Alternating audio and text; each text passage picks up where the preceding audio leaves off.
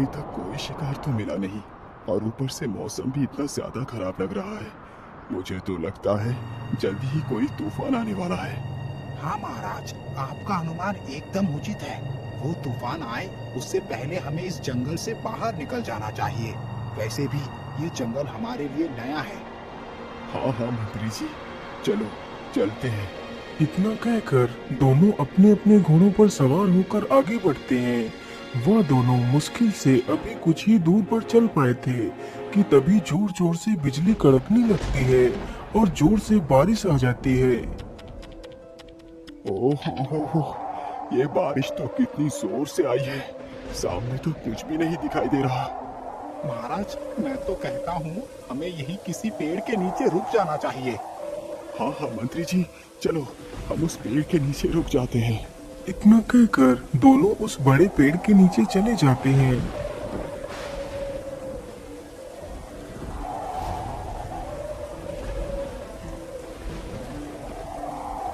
महाराज, मुझे तो लगता है आज ये तूफान पूरे जंगल को ही निगल जाएगा। अरे नहीं नहीं मंत्री जी, आप ये कैसी बातें कर रहे हैं? शुभ शुभ बोलो। उन दोनों को पेड़ के नीचे खड़े हुए काफी समय गुजर गया था। महाराज, हमें यहाँ पर रुके हुए तो काफी समय गुजर गया है, लेकिन ये बारिश तो रुकने का नाम ही नहीं ले रहा है। अब क्या करें? अरे मंत्री जी, जरा उधर देखो, ये बारिश तो अचानक रुक गई।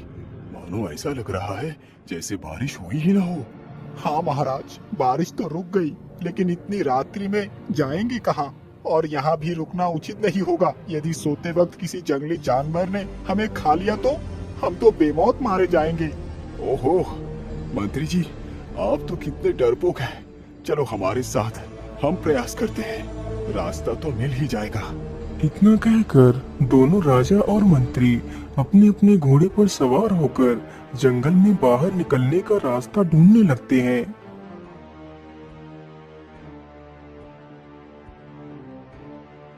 महाराज, हमें रास्ता ढूंढते ढूंढते तो काफी समय निकल चुका है, लेकिन अभी तक बाहर जाने का तो कोई रास्ता नजर नहीं आया।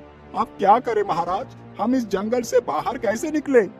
हाँ मंत्री जी, तुम एकदम ठीक कह रहे हो, लेकिन पता नहीं क्यों हम इस जंगल से बाहर जाने का रास्ता ढूंढ क्यों नहीं पा रहे हैं। तभी उन्हें सामने से कोई आता हुआ दिखाई देता है।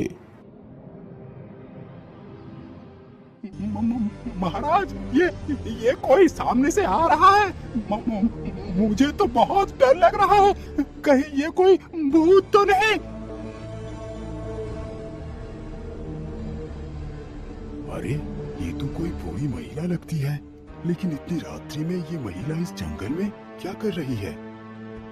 अरे माता जी, आप कौन है और आप इस डरावनी जंगल में अकेले क्या कर रही है? बेटा, मैं इसी जंगल में रहती हूँ, पास में ही मेरा घर है। लेकिन तुम कौन हो बेटा, और तुम इतनी रात्रि में यहाँ क्या कर रहे हो? माता जी, मैं बौद्ध राज्य का राजा सूर सिंह हूँ और ये हमारे मंत्री हैं। आज हम दोनों शिकार के लिए जंगल में आए थे और यही फंस कर रह गए। काफी समय से हम दोनों इस जंगल से बाहर जाने का रास्ता ढूंढ रहे हैं, लेकिन हमें यहाँ से बाहर जाने का कोई मार्ग दिखाई नहीं दे रहा। ओ, तो तुम दोनों इस जंगल से बाहर जाना चाहते हो? हाँ हाँ माता जी, हम दोनों यहाँ से बाहर जाना चाहते हैं। क्या आप हमें यहाँ से बाहर जाने का मार्ग बता सकती हैं? महाराज, मैं आपको यहाँ से जाने का मार्ग तो दिखा सकती हूँ, लेकिन तुम्हें मेरी एक शर्त माननी पड़ेगी। यदि तुम मेरी शर्त को मानने के लिए तैयार हो तो मैं यहाँ से बाहर जाने का मार्ग बता सकती हूँ, और यदि तुमने मेरी शर्त नहीं मानी तो तुम इसी जंगल में भटकते रहोगे और भूख प्यास के कारण तड़प तड़प के मर जाओगे। हे भगवान, ये कैसी मुसीबत में फंस गया। तड़प तड़प कर मरने से तो अच्छा है मैं इसी बूढ़ी महिला की शर्त को मान लूं। क्या हुआ महाराज, आप किस सोच में डूब गए? नहीं नहीं माता जी, किसी सोच में भी नहीं। बोलो, मैं आपकी शर्त मानने के लिए तैयार हूँ। तो फिर ठीक है महाराज, सुनो मेरी शर्त। मैं इस जंगल में अपनी बेटी के साथ रहती हूँ।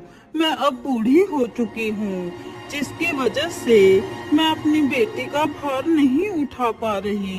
इसीलिए मैं चाहती हूँ कि तुम मेरी बेटी से विवाह कर उसे अपनी रानी बना लो। परंतु माँ जी, मैं तो पहले से ही विवाहित हूँ, मैं भला दूसरा विवाह कैसे कर सकता हूँ? महाराज, एक बार फिर सोच लो। यदि तुमने मेरी शर्त नहीं मानी तो क्या अंजाम होगा? माँ जी, मैं अंजाम से नहीं घबराता।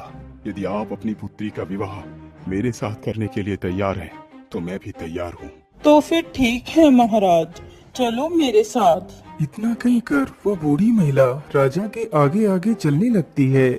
वह महिला कोई साधारण नहीं थी, वह तो एक जादूगरनी थी जो अपनी पुत्री का विवाह उसी राजा के साथ करवाना चाहती थी। उस जादूगरनी ने ही राजा को फंसाने का सारा षड्यंत्र रचा था, लेकिन राजा को भी मजबूरन दूसरा विवाह करने के लिए मजबूर होना पड़ता है, क्योंकि राजा को 2 पुत्र और 1 पुत्री थी। उसकी रानी एक गंभीर बीमारी से मर चुकी थी। वह जानता था यदि उसने दूसरा विवाह किया तो उसके तीनों बच्चे दुविधा में पड़ सकते हैं। रुक जाइए महाराज, यही हमारा घर है। आइए महाराज, घर के भीतर आइए।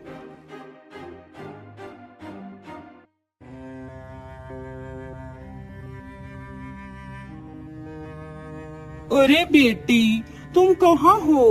देखो, मैं तुम्हारे होने वाले पति को लेकर आई हूँ। अपनी माता की आवाज सुनते ही जादूगरनी की बेटी राजा के सामने आती है। ऐसा लग रहा था जैसे वह लड़की राजा की ही प्रतीक्षा कर रही थी, लेकिन वह बहुत खूबसूरत थी। राजा जब उस लड़की को देखता है तो वह उसके अंदर एक खौफनाक चेहरा देखता है, जो खौफ उसके तीनों बच्चों की जिंदगी का था। फिर वह जादूगरनी रात में ही राजा और अपनी पुत्री का विवाह करवा देती है।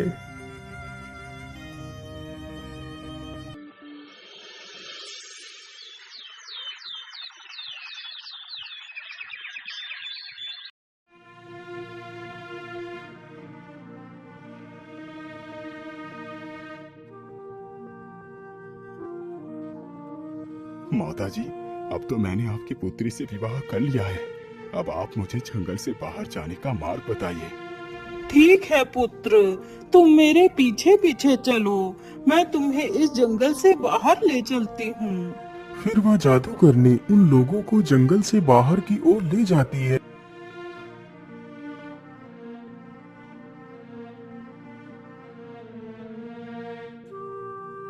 बेटा, अब तुम यहाँ से आराम से अपने महल को जा सकते हो। अब मैं इससे आगे नहीं जा सकती। ठीक है, अब हम लोग यहाँ से चले जाएंगे। इतना कहकर वे तीनों वहाँ से आगे बढ़ते हैं।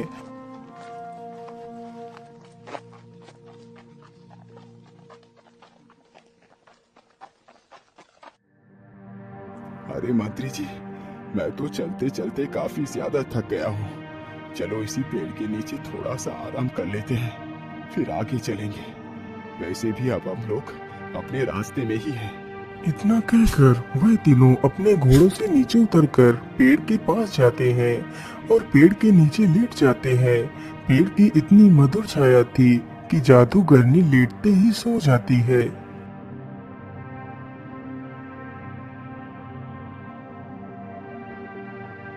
अरे मंत्री, उठो, क्या तुम भी सो गए? अरे क्या हुआ महाराज, आपने ही तो विश्राम करने के लिए हमें यहाँ पर रुकवाया था। अब क्या हुआ? मंत्री जी, वो सब छोड़ो, जो मैं कहता हूँ उसे ध्यान से सुनो। मैं तुम्हें एक बहाना बनाकर यहाँ से पहले भेजूंगा, फिर तुम्हारे पीछे मैं आऊंगा। जब तक हम दोनों महल पहुँचेंगे उससे पहले तुम्हें मेरी 3 बच्चों को लेकर यहीं इसी पेड़ के पास आना है। याद रहे, मेरे तीनों बच्चों के बारे में इसे पता नहीं चलना चाहिए। ठीक है महाराज, जैसी आपकी इच्छा। अरे महारानी, तुम तो कितनी गहरी निद्रा में चली गई। चलो उठ जाओ, अब हमें राज्य महल के लिए निकलना चाहिए। इतना सुनते ही वह उठकर खड़ी हो जाती है। चलिए महाराज, मैं तैयार हूँ। वैसे महारानी जी, मैं सोच रहा था कि अब तो तुम हमारी रानी बन चुकी हो, इसीलिए हम तुम्हारा स्वागत जरूर करेंगे। इसीलिए मैं मंत्री जी को पहले भेजना चाहता हूँ, ताकि वो हमारे स्वागत की तैयारी करवा सके। ठीक है मंत्री जी, आपसे मैंने जो जो कहा है वो ध्यान से करना। अब तुम जा सकते हो। राजा की आज्ञा मिलते ही मंत्री वहां से महल की ओर चला जाता है। वे दोनों काफी देर तक पेड़ के नीचे बैठकर बातें करते रहते हैं। महारानी जी, मंत्री को तो गए हुए काफी समय हो गया है, अब हमें भी चलना चाहिए। इतना कहकर वे दोनों फिर से अपने घोड़े पर सवार होते हैं और वहां से महल की तरफ चल देते हैं। वह दोनों कुछ ही देर में राजमहल पहुंच जाते हैं। राजमहल पहुंचते ही उन दोनों का स्वागत किया जाता है। महारानी जी, अब थोड़ा सा विश्राम कर लीजिए, मैं जरा राजमहल की शेष कार्य को देख कर आता हूँ। इतना कहकर राजा जल्दी से राजमहल से बाहर जाता है और अपने घोड़े पर सवार होकर चल देता है और जल्दी ही उस पेड़ के पास पहुंच जाता है जहां पर उसके तीनों बच्चे और वह मंत्री होता है। राजा घोड़े से नीचे उतरता है और अपने तीनों बच्चों को अपने गले से लगा लेता है। मंत्री जी, अब मैं यहाँ से पहले ही जाऊंगा, तुम मेरी प्रतीक्षा यहीं पर करना, मैं जल्दी ही वापस लौट कर आऊंगा। फिर राजा अपने तीनों बच्चों सहित जंगल की ओर चला जाता है।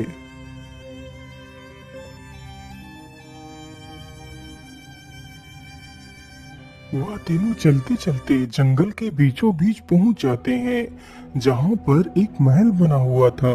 राजा अपने तीनों बच्चों को महल के भीतर ले जाता है। महल के अंदर कोई भी नहीं था, वहां पर बस एक बूढ़ा व्यक्ति रहता था। बाबा, आज से मेरे तीनों बच्चों की देखरेख की जिम्मेदारी आपकी है, मैं हर रोज यहाँ पर आता रहूंगा। महाराज, आप निश्चिंत होकर जाइए, आज से ये तीनों मेरे बच्चे हैं। बूढ़े व्यक्ति की यह बात सुनकर राजा वहां से वापस राजमहल को चला जाता है।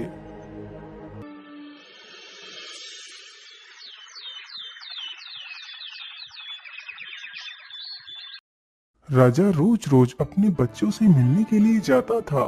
राजा जैसे ही घोड़ा लेकर महल के दरवाजे पर पहुंचता था तो बच्चे घोड़े के पैरों की आहट सुनकर महल से बाहर आ जाते थे और अपने पिता के गले लग जाते थे।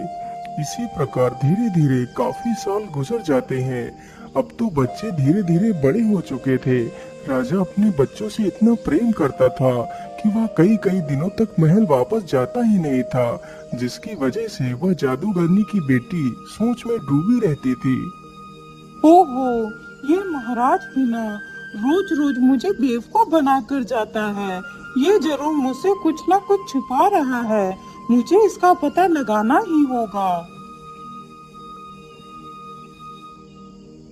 ओ, तो अब आए हैं जनाब इतनी रात्रि में, आने दो, आज तो मैं सब कुछ सच जानकर ही रहूंगी। अरे महारानी जी, कहाँ हैं आप? देखिए, हम आ गए। अरे क्या हुआ महारानी, आपकी चेहरा इतना उतरा हुआ क्यों है?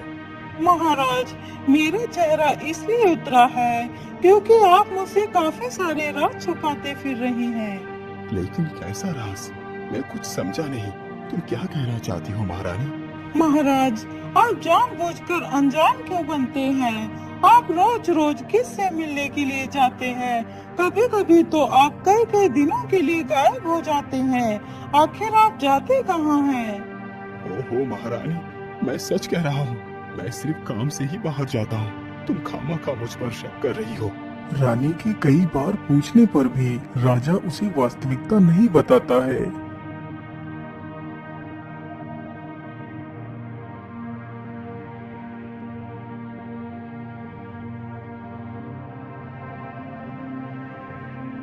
महारानी, मुझे काम के लिए देर हो रही है, मुझे दूसरे राज्य में भी जाना है, मैं शाम को थोड़ा देर से आऊंगा। अच्छा, अब मैं चलता हूँ। ये बात बोलकर राजा वहाँ से चला जाता है। अरे सैनिक, आज तुम चुपचाप राजा का पीछा करो और पता कर मुझे बताओ कि राजा कहाँ जाता है और किस से मिलता है। मैं तुम्हें इस कार्य के लिए ढेर सारा धन दूंगी। रानी की यह बात सुनकर सैनिक भी राजा का छिप छिप कर पीछा करता है। राजा जैसे ही महल के पास पहुंचता है तो उसके तीनों बच्चे उससे मिलने के लिए आ जाते हैं। सैनिक चुपचाप छिपकर यह सारी घटना देखता है।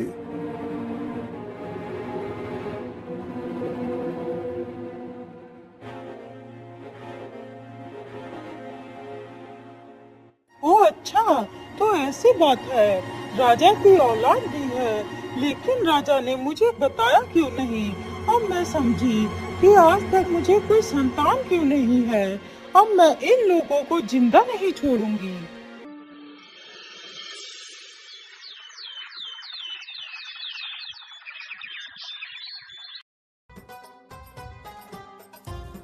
अगले ही दिन राजा को वास्तव में किसी जरूरी कार्य के लिए जाना पड़ता है। मौके का फायदा उठाकर रानी भी अपने रथ पर सवार होकर उसी महल की तरफ चल पड़ती है। रथ जैसे ही महल के करीब पहुंचता है तो रथ की आवाज सुनकर दोनों पुत्र बाहर आ जाते हैं, लेकिन राजा की पुत्री बाहर नहीं आती है क्योंकि वह घर के अंदर कुछ कार्य कर रही थी। महारानी जी, ये वही दोनों राजकुमार हैं। सैनिक की यह बात सुनकर महारानी अपने जादू से 2 कमीजें मंगवाती है और दोनों राजकुमारों पर एक एक कमीज फेंक देती है। राजकुमारों के ऊपर जैसे ही वह कमीज गिरती है तो वह दोनों राजकुमार एक हंस के रूप में आ जाते हैं और वहां से उड़ जाते हैं। यह सारा दृश्य राजा की पुत्री देख लेती है। चलो सैनिकों, मेरा काम तो हो गया। चलो अब राज्य को वापस चलो।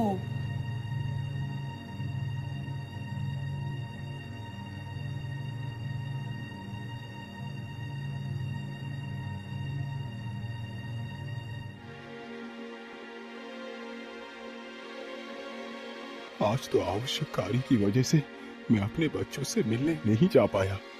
मैं ऐसा करता हूँ, मैं सीधे अपने बच्चे से ही मिलूंगा, फिर उसके बाद महल में जाऊंगा। ये सारी बातें सोचते सोचते राजा उसी महल के नजदीक पहुंच जाता है, लेकिन इस बार कोई भी बच्चा महल से बाहर नहीं आया। अरे, आज तो कितना अजीब हुआ है। मैं महल के बाहर आ गया, लेकिन आज तो कोई भी बाहर नहीं आया। आखिर ये लोग दरवाजा बंद करके कहाँ गए होंगे? कहीं वो कोई दुविधा में तो नहीं आ गए? अरे बच्चों, दरवाजा खोलो। आज तुम लोग बाहर क्यों नहीं आए? क्या हुआ? दरवाजा खोलो, मैं हूँ तुम्हारा पिता। राजा काफी देर तक दरवाजा खटखटाता है, तभी राजा की बेटी दरवाजा खोल देती है। वो बहुत ज्यादा डरी हुई थी। अरे क्या हुआ बेटी, तुम इतनी डरी हुई क्यों हो? और तुम्हारे भाई कहाँ है? पिताजी, मेरे दोनों भैया हंस बनकर उड़ गए। पता नहीं वो कहाँ चले गए। अरे पुत्री, तुम ये कैसी बातें कर रही हो? तुम्हारे भाई हंस बनकर उड़ गए? तुम ये क्या कह रही हो? हाँ पिताजी, मैं एकदम ठीक कह रही हूँ। फिर राजकुमारी सारी कहानी अपने पिता को बताती है। अपनी पुत्री की यह सारी बात सुनकर राजा समझ जाता है कि यह कार्य उसकी दूसरी रानी ने ही किया है। राजकुमारी, तुम डरो नहीं, तुम्हारे भाई को कुछ भी नहीं होगा। तुम मेरे साथ राजमहल चलो, सब कुछ ठीक हो जाएगा। पिताजी, क्या आप उस औरत को जानते हैं? हाँ बेटी, वो औरत कोई और नहीं बल्कि तुम्हारी सौतेली माँ है। राजा के मुख से यह बात सुनकर राजकुमारी के पैरों तले जमीन खिसक जाती है। परंतु बेटी, तुम बिल्कुल भी चिंता ना करो, तुम मेरे साथ चलो, सब कुछ ठीक हो जाएगा। नहीं पिताजी, अब तो काफी ज्यादा रात हो चुकी है।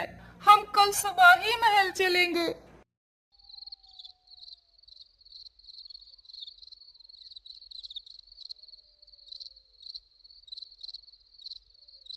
राजकुमारी अब जान चुकी थी कि उसके भाइयों को उससे अलग करने वाली उसकी सौतेली माँ ही है, इसलिए अब वह राजमहल वापस जाना नहीं चाहती थी। हे भगवान, अब मैं क्या करूं? मैं अपने भाइयों के लिए कुछ भी नहीं कर पाई। अब मैं खुद ही अपने भाइयों को ढूंढूंगी, चाहे कुछ भी हो जाए। ये सारी बातें सोचकर राजकुमारी चुपचाप उठती है और जंगल की तरफ चल देती है।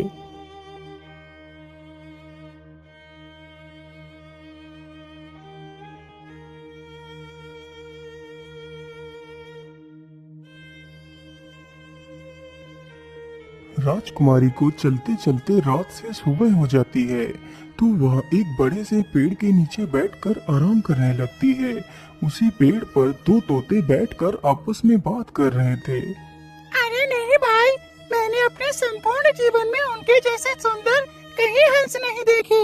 उन दोनों तोतों की यह सारी बात जैसे ही राजकुमारी के कान में पड़ती है तो वह उठ खड़ी होती है। हे तोते, आप किस हंस की बात कर रहे थे? क्या आप मुझे बता सकते हैं कि वो हंस दोनों कहाँ पर रहते हैं? हाँ हाँ, क्यों नहीं, हम तुम्हें वहाँ का रास्ता बता सकते हैं, लेकिन वहाँ जा नहीं सकते। हाँ हाँ ठीक है, तुम मुझे वहाँ का रास्ता ही बता दो। तो फिर सुनो, यहाँ से सीधे दक्षिण दिशा की ओर चले जाओ। वहाँ पर तुम्हें एक बड़ा सा बरगद का पेड़ दिखाई देगा। वहाँ पर एक नदी भी होगा, तुम नदी के उस तरफ चली जाना। वहाँ पर कुछ दूर चलने के बाद एक झोपड़ी दिखाई देगी। वो झोपड़ी ही उन दोनों हंसों का बसेरा है। इतना सुनकर राजकुमारी उस तोते का धन्यवाद करती है और वहाँ से निकल पड़ती है।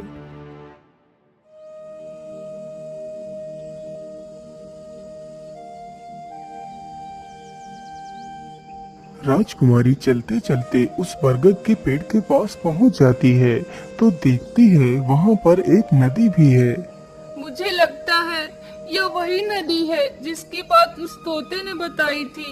इतना सोचकर राजकुमारी उस नदी को पार कर उस तरफ चली जाती है।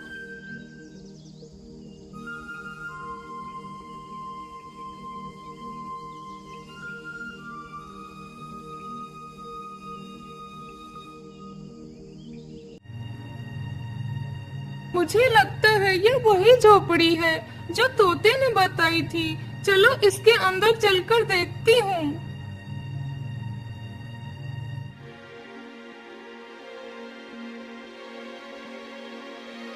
राजकुमारी जब उस झोपड़ी के भीतर जाती है तो देखती है वहाँ पर कोई भी नहीं होता है। अरे, झोपड़ी के अंदर तो कोई भी नहीं है। मुझे लगता है मेरे दोनों भैया बाहर गए होंगे। मैं ऐसा करती हूँ कि इसी स्थान पर छिप जाती हूँ और देखती हूँ कि इस घर में कौन रहता है। ये सब कुछ सोचकर राजकुमारी वहीं पर एक कोने में संदूक के पीछे छिप जाती है। तभी कुछ ही देर में वह दोनों हंस झोपड़ी में आ जाते हैं। उन हंसों को देखकर राजकुमारी उन्हें पहचान लेती है। उन्हें देखकर वह अपने आप को रोक ना पाई और हंसों के सामने जाकर खड़ी हो गई। हंसों ने जैसे ही अपनी बहन को देखा तो वह दोनों हंस अपनी बहन को पहचान जाते हैं। अरे, ये तो हमारी बहन है। इतना कहकर दोनों हंस अपनी बहन के गले लग जाते हैं और रोने लगते हैं। अरे बहन, तुम यहाँ तक कैसे पहुँची? तुम यहाँ से चली जाओ, नहीं तो वो डायन जादूगरनी तुम्हें भी बंदी बना लेगी।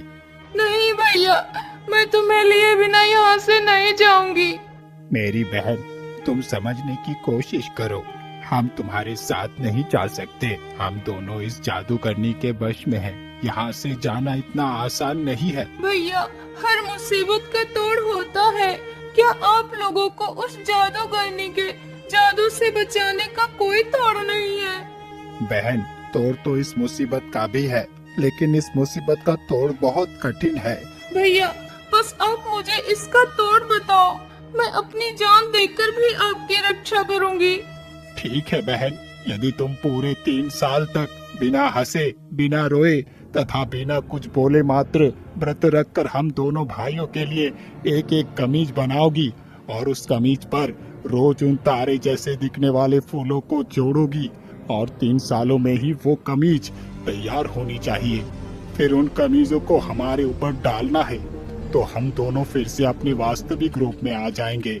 और यदि तुमने हमें 3 सालों तक उस जादूगरनी के कैद से नहीं छुड़ा पाया तो वो जादूगरनी हमारे प्राणों को खींच लेगी। अरे नहीं नहीं भैया, आप ऐसी बातें ना करें। मैं आपको कुछ नहीं होने दूंगी। बस आप मुझे इतना बता दीजिए, वो तारों जैसे फूलों वाला वृक्ष है कहाँ?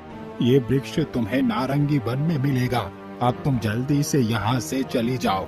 अभी कुछ ही देर में वो जादूगरनी यहाँ आ जाएगी। यदि उसने तुम्हें यहाँ पर देख लिया तो वो तुम्हें भी नुकसान पहुँचा सकती है। अच्छा ठीक है भैया, आप दोनों अपना ख्याल रखना। मैं जरूर वापस लौट कर आऊंगी। इतना कहकर राजकुमारी वहाँ से निकल पड़ती है उस वृक्ष की तलाश में। उसे चलते चलते रात हो जाती है तो वह एक पेड़ के नीचे रुक जाती है।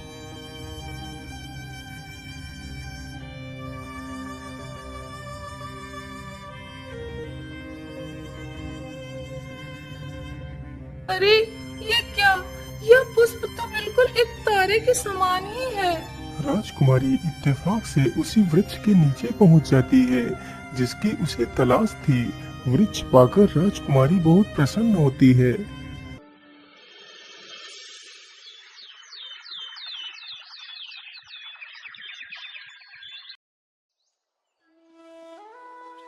अगली सुबह ही राजकुमारी 2 कमीजों के लिए कपड़ा और सुई धागा लेकर आती है और अपने कार्य में जुट जाती है।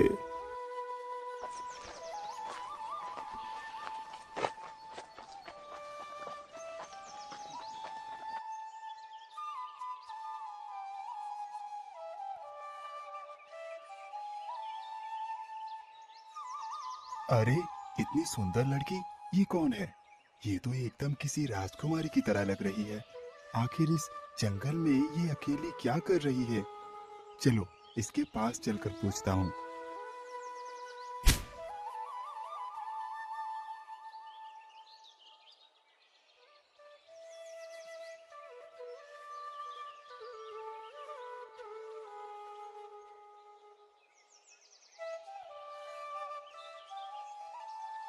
अरे ओ सुंदरी, तुम कौन हो और तुम इस जंगल में क्या कर रही हो? राजकुमारी अपने सामने उस युवक को देखकर दंग रह जाती है, लेकिन वह कुछ भी नहीं बोलती। वह चुपचाप अपने काम में लगी रहती है। राजकुमार के कई बार पूछने पर भी लड़की ने कोई जवाब नहीं दिया। मुझे लगता है शायद ये लड़की गूंगी और बहरी है, इसीलिए ये मेरी कोई भी बात सुन नहीं रही और ना ही उसका जवाब दे पा रही है। राजकुमारी की मासूमियत को देखकर राजकुमार उससे प्रेम कर बैठता है और अब वह उससे विवाह भी करना चाहता है। सुंदरी, मैं भानगढ़ का राजकुमार त्रिलोक हूँ। मैं तुमसे विवाह कर तुम्हें अपनी पत्नी बनाना चाहता हूँ। चलो मेरे साथ। बेचारी राजकुमारी तो कुछ भी बोल नहीं सकती थी। यदि वह कुछ भी बोलती तो वह अपने दोनों भाइयों को खो देती। इसलिए वह चुपचाप अपनी दोनों कमीजों को उठाती है और कुछ फूलों को उठाकर एक पोटली में बांधकर राजकुमार के साथ चली जाती है। राजकुमार उससे विवाह कर लेता है। इस विवाह से राजकुमार की माता बिल्कुल भी खुश नहीं थी। वह तो अपने राजकुमार का विवाह एक राजघराने में करवाना चाहती थी, लेकिन उसने तो एक गूंगी बहरी से विवाह कर लिया था। हे भगवान, मैंने अपने राजकुमार के लिए क्या क्या सपने देखे थे, लेकिन राजकुमार ने तो इस गूंगी बहरी से विवाह कर मेरी सारी इज्जत को मिट्टी में मिला दिया। मैं इस गूंगी को जिंदा नहीं छोड़ूंगी। अरे दासी, आज रात को तुम इस गूंगी को दूध में जहर मिला के दे दो। वह गूंगी जैसे ही दूध को पिएगी तो वह मर जाएगी। जैसा उस महारानी ने दासी को कहा था, उसने वैसा ही किया। दासी गिलास में दूध लेकर गई, उसी में उसने जहर भी मिला दिया। महारानी जी, बड़ी माँ ने आपके लिए दूध भेजा है, आप इसे पी लेना। दासी गिलास वहीं पर रखकर चली जाती है। राजकुमारी जैसे ही उस गिलास को पकड़ती है तो वह गिलास छूटकर जमीन पर गिरता है। तभी उस दूध को एक बिल्ली चाटने लगती है। दूध चाटते ही बिल्ली वहीं पर गिरकर मर जाती है। हे भगवान, तो इसका मतलब रानी माँ मुझे मारना चाहती हैं। मैं आज के बाद किसी के हाथ का दिया हुआ कुछ भी नहीं खाऊंगी।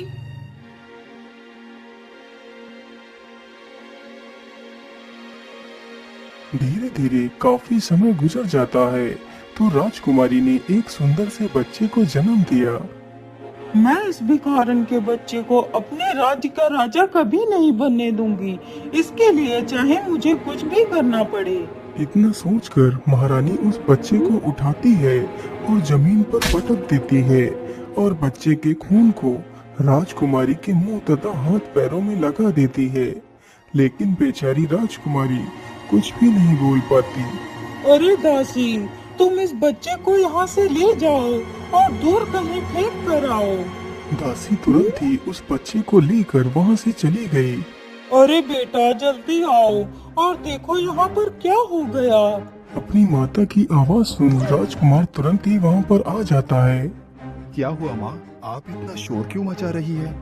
बेटा, तेरी पत्नी तो आदमखोर है। उसने मेरी आंखों के सामने ही मेरे पोते को खा लिया। तू इसे जिंदा मत छोड़ना बेटा। अरे माँ, आप ये कैसी बातें कर रही है? भला एक माँ अपने ही बच्चे को मारकर कैसे खा सकती है? अच्छा, तो तुझे अपनी माता से ज्यादा इस डायन पर भरोसा होने लगा। नहीं नहीं, तुम ऐसा नहीं कर सकती। मैं जानता हूँ कि तुम निर्दोष हो। तुमने कोई हत्या नहीं की है, ये मेरा दिल कह रहा है। इस घटना के होने पर भी राजकुमार ने अपनी पत्नी को कुछ भी नहीं कहा। उसे अपनी पत्नी पर पूर्ण विश्वास था कि वह ऐसा नहीं कर सकती है।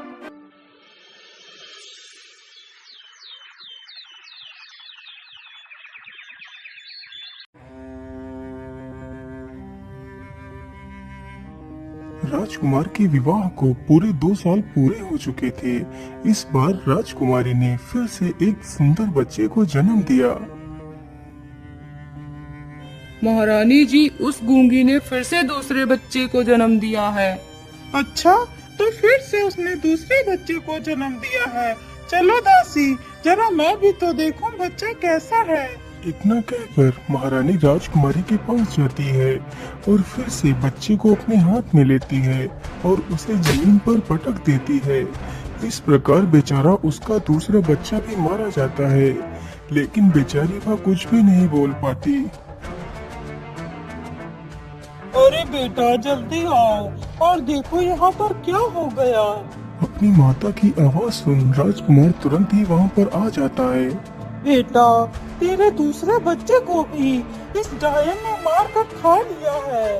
राजकुमार को अपनी पत्नी पर गुस्सा तो आ रहा था, लेकिन अभी भी उसका दिल गवाही नहीं दे रहा था कि यह कार्य वह कर सकती है। राजकुमार के विवाह को लगभग 3 साल पूरे होने वाले थे और साथ ही उस बहन की तपस्या भी लगभग पूरी होने वाली थी। तो राजकुमारी ने फिर से एक बच्चे को जन्म दिया।